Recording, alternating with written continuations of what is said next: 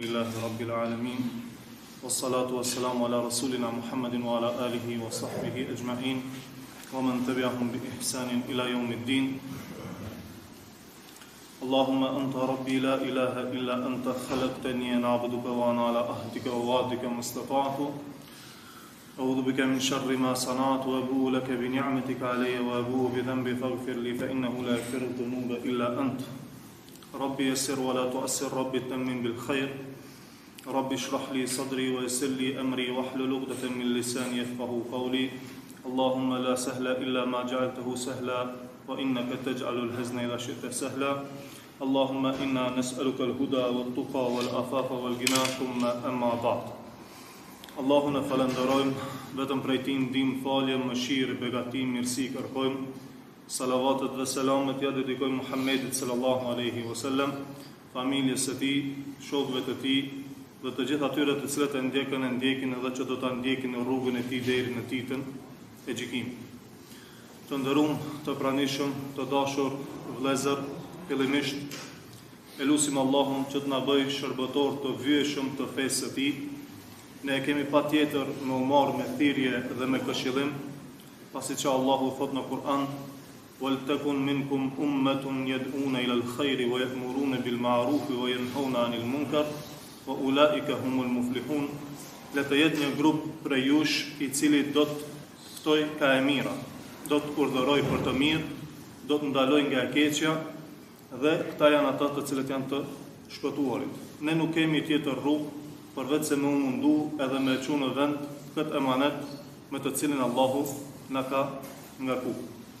Tjetra xhamatli të nderuar, kisha kërku për juve që të keni sabër, të keni durim gjatë mbajtjes së këtyre ligjëratave. Nuk janë shumë, bëhen fjalë dikun për 20 minuta, 25 minuta eventualisht, edhe 15 minuta të hoxhës apo 20 në hutbe. 45 minuta e kemi një orë të thjeshtë të mësimit. Dhe besojmë se çdo ligjërat dhe çdo ders, çdo nasihat është i nevojshëm dhe është i dobishëm me lejen e Allahut. Hapësirë tjetër më të mirë se koha para xhumas nuk kemi, andaj të mundohemi që të shfrytëzojmë këto minuta dhe të përfitojmë të gjithë bashkërisht me lejen e Allahut subhanahu wa ta'ala. Nëse do Allahu, do të mundohemi të shpjegojmë historinë, biografinë e pejgamberit sallallahu alaihi wasallam. Do të njoftohemi me historinë e njeriu më të dalluar që ka jetuar në sipërfaqen e tokës. Do të njoftohemi me historinë e pejgamberit të fundit. Do të njoftohemi me historinë e pejgamberit më të veçuar dhe vulës së të gjithë pejgamberëve. Pejgamberi sallallahu alaihi wasallam është i veçuar në këtë dunjë. Është i dalluar prej Allahut subhanahu wa ta'ala, mirë po do të jetë i dalluar dhe i veçuar te Allahu edhe në akhirat. Pejgamberi sallallahu alaihi wasallam për veten e tij thot: "Ana sayyidu waladi ibn Adam yawm al-qiyamah." Thot, un jam zotria i bijve të Ademit në ditën e gjykimit, në ditën e Kiametit. Pejgamberi sallallahu alaihi wasallam është zotria i njerëzimit në këtë dunjë dhe do të jetë zotria e njerëzimit edhe në akhirat. Është pejgamberi sallallahu alaihi wasallam i pari i cili do të ringjallet. Allahu subhanahu wa ta'ala prej të gjithë njerëzve fillimisht do të ringjall pejgamberin sallallahu alaihi wasallam. Do të jetë pejgamberi sallallahu alaihi wasallam i pari i cili do të bëjë shefaat, do të bëjë ndërmjetësim te Allahu xhalla xhelaluhu. Po ashtu do të jetë pejgamberi sallallahu alaihi wasallam i pari i cili do të futet në xhennet. Kur do të roket Muhamedi sallallahu alaihi wasallam në derën e xhennetit, rojtari i derës së xhennetit me emrin Ridwan do ta pyet dhe do t'i thotë se kush je. Pejgamberi sallallahu alaihi wasallam do t'i përgjigjet duke i thonë: "Jam Muhamedi, i biri i Abdullahut." Dhe rojtari i derës së xhennetit, meleku që është aty, do të thotë: "Jam urdhëruar që askujt para teje mos më ia çel derën e xhennetit. Jam urdhëruar që asnjë njeriu para teje, asnjë krijesë para teje mos më ia hap derën e xhennetit dhe urdhëro edhe hyn në ta." Subhanallah, pejgamberi sallallahu alaihi wasallam do të jetë i pari që do të futet në xhennetin e Allahut xhalla xhelaluhu dhe fal pozitës së tij që e ka te Allahu, edhe na do të jemi ummeti i parë që do të him në xhennet, nëse Allahu na e bën nasip xhennetin. Allahu thot për pejgamberin sallallahu alaihi wasallam: "Wa ma arsalnaka illa rahmatan lil alamin", dhe nuk të kemi dërguar përveç se si mëshirë për të gjitha botën. Allahu e ka dërguar pejgamberin e tij Muhammedin sallallahu alaihi wasallam mëshirë dhe begati të madhe për njerëzimin, dhe neve që na ka bërë pjesëtar të ummetit të tij, Allahu na ka nderuar dhe na ka privilegjuar shumë. Thot Allahu: "Wa innaka la'ala khuluqin adhim", për pejgamberin sallallahu alaihi wasallam, ti je në një shkallë të lartë të moralit. Ajo e cila e ka karakterizuar Muhammedin sallallahu alaihi wasallam ka qenë pikërisht morali i tij shembullor. Nëse dikush don me pa Kur'anin në praktik, është mirë me pa jetën edhe historinë e pejgamberit sallallahu alaihi wasallam. Disa sahabi shkuan te Aisha radhiyallahu anha, te gruaja e pejgamberit sallallahu alaihi wasallam, dhe i pyetën thanë: "Cili është morali i pejgamberit? Si është sjellja e edukata e pejgamberit sallallahu alaihi wasallam?" Aisha radhiyallahu anha tha: "Kana khuluquhu al-Qur'an." Morali i tij ishte Kur'ani. Pra, morali i pejgamberit sallallahu alaihi wasallam ka qenë sipas Kur'anit, dhe Muhamedi sallallahu alaihi wasallam jetën e tij e ka pasur me Kur'an dhe sipas rregullave dhe mësimeve të Kur'anit famullar. Pse është e rëndësishme që ne të dimë dhe të mësojmë për historinë e pejgamberit sallallahu alaihi wasallam? Se na duhet me ditë për jetën e tij. Ju e dini, vllazën të nderuar, se Allahu në Kur'an na porosit që na me ndjek shembullin e pejgamberit sallallahu alaihi wasallam dhe me marr për model Muhammedin sallallahu alaihi wasallam. Thot Allahu në Kur'an: "Laqad kana lakum fi rasulillahi uswatun hasanatun liman kana yarju Allaha wal yawmil akhir." Ju e kishit shembullin më të mirë në të dërguarin e Allahut, për ato i cili shpreson në Allahun dhe shpreson në ditën e gjykimit. Kur thot Allahu ju e kishit shembullin më të mirë, nga këtu nxjerrim se Kur'ani në mënyrë indirekte na porosit që na me mësu historinë e pejgamberit sallallahu alaihi wasallam. Kur thot Allahu ju e kishit shembullin më të mirë, lind automatikisht pyetja: si mundemi me pas shembull kur na nuk e njohim pejgamberin ton sallallahu alaihi wasallam? Si mundemi me pas shembull kur na nuk e dim historinë e tij? Si mundemi me pas shembull kur na nuk e njohim, ne nuk jemi të njohur me jetën e tij? Prandaj për me njoft dhe për me pas shembull dhe për me ndjek gjurmët e pejgamberit sallallahu alaihi wasallam, na duhet më njoftu me historinë e tij. Tjetra, duhet me ditë të nderuar vllazni që na nuk e kemi imanin e plot, nuk e kemi besimin tamam nëse nuk e ndjekim dhe pasojmë Muhammedin sallallahu alaihi wasallam. Pejgamberi sallallahu alaihi wasallam thot: "La yu'minu ahadukum hatta yakuna hawahu tab'an lima ji'tu bih." Nuk ka besu asnjëri prej juve përderisa pasionet e tij të mos e ndjekin atë të cilën e kam sjell unë. Pra nuk ka besu askush me besim tamam, me besim të plot, përderisa të ndjek shembullin dhe traditën e pejgamberit sallallahu alaihi wasallam. Gjithashtu na si besimtar duhet me pas dashuri për pejgamberin ton sallallahu alaihi wasallam. Muhamedi sallallahu alaihi wasallam në një hadith thot: "Nuk ka besu asnjëri prej juve përderisa mos jem më i dashur te ai se sa prindrit edhe fëmijët e tij." Nuk mund të paramendohet që besimtarit mos ketë dashuri për pejgamberin sallallahu alaihi wasallam. Zemra e bardhë dhe zemra e shëndosh e çdo njeriu, e çdo besimtari, patjetër që ka dashuri për pejgamberin sallallahu alaihi wasallam. Mirë, po nëse dikush pyet dhe thot se çka është benefiti, çka është përfitimi nëse na e ndjekim shembullin dhe e pasojmë traditën e pejgamberit sallallahu alaihi wasallam, atëherë Allahu në Kur'an duhet me ditë se Allahu në Kur'an ka thënë: "Qul in kuntum tuhibbuna Allaha fattabi'uni yuhibbukumullah." Thuani, nëse e doni Allahun, më pasoni mua. Pra nëse e doni Allahun, pasojeni pejgamberin sallallahu alaihi wasallam.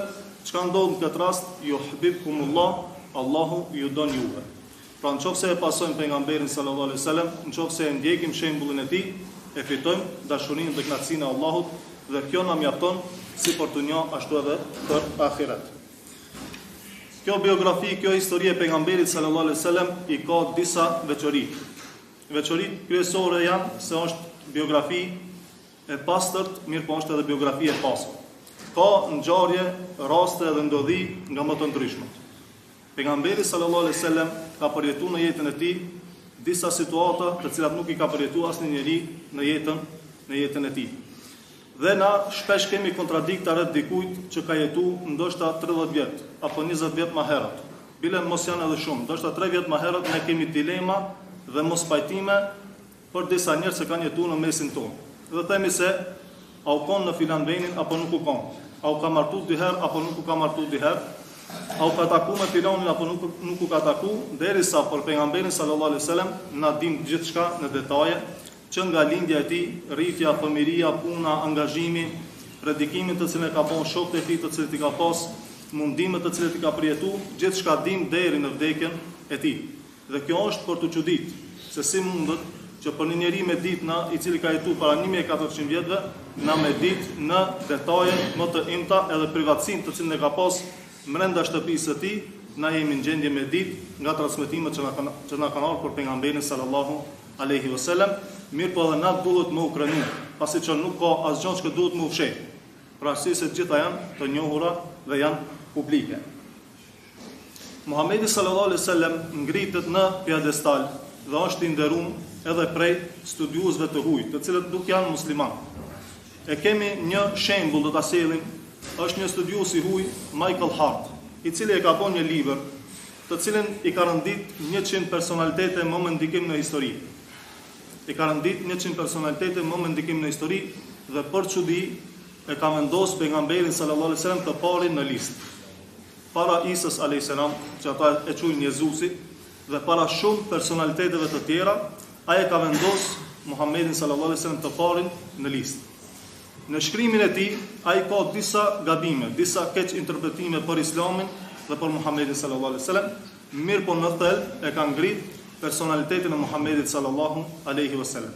Dhe thotë se e kam zgjedh Muhammedin sallallahu alaihi wasallam në krye të listës për 2 arsye. E para se Muhammedi sallallahu alaihi wasallam ka qenë i suksesshëm në aspektin fetar. Dhe e dyta, thotë e kam zgjedh për arsye se ka qenë i suksesshëm në aspektin sekular. Muhammedi sallallahu alaihi wasallam ka qenë i suksesshëm në 2 fushat kryesore të jetës së njerëzve. Ka qenë i suksesshëm në aspektin fetar, ka bën një reformë të madhe dhe të thellë dhe ka qenë i suksesshëm në aspektin shtetëror, duke e bën shtetin e parë të Islamit. Edhe sot, pas 1400 vjetëve, pas vdekjes së pejgamberit sallallahu alaihi wasallam, 1400 disa vjet, fama e pejgamberit sallallahu alaihi wasallam ka ngele një. Madje kjo famë sa vjen edhe shtohet. Për arsye se Allahu ka thënë në Kur'an, "Wa rafa'na laka dhikrak", dhe na do ta ngritim famën tonë. Dhe kjo ka ndodhur. Dhe kjo me të vërtetë ka ndodhur. Allahu subhanahu wa ta'ala ja ka ruajt famën dhe ja ka ngrit famën Muhammedit sallallahu alaihi wasallam. Edhe sot na kur flasim në për xhami dhe në për vende të ndryshme të botës, përmendet edhe lakohet emri Muhammedit sallallahu alaihi wasallam nga muslimanët anë mbar botës, nga hoxhallar të ndryshëm në derse dhe në hutbet e tyre, dhe sa njerëz ka të cilët sot kanë dërguar me mira e me qindra salavate për pejgamberin ton sallallahu alaihi wasallam. Edhe sot e kësaj dite emri më i përhapur te njerëzit, emri që më shumë të përdoret nga njerëzit është emri Muhammed. Diku mbi 133 milion emra në botë e kanë emrin Muhammed, sigurisht që e ka pasur pejgamberi jon i dashur sallallahu alaihi wasallam.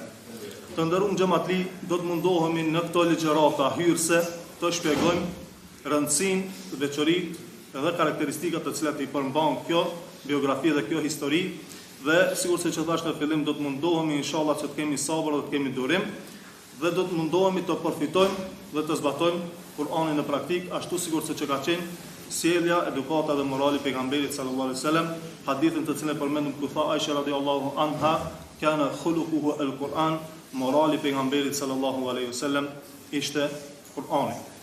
Të nderuar xhamatli, me lejen e Allahut, këto ligjërata është një cikël i gjatë, ndoshta i ligjërata, nëse Allahu na mundson të kemi shëndet dhe të kemi forcë, do të mundohemi në maksimum të nxjerrim urtësi nga këto histori, nga ngjarjet e jetës Muhamedit sallallahu alaihi wasallam, dhe jo vetëm të përcjellim informata dhe të përcjellim informacione.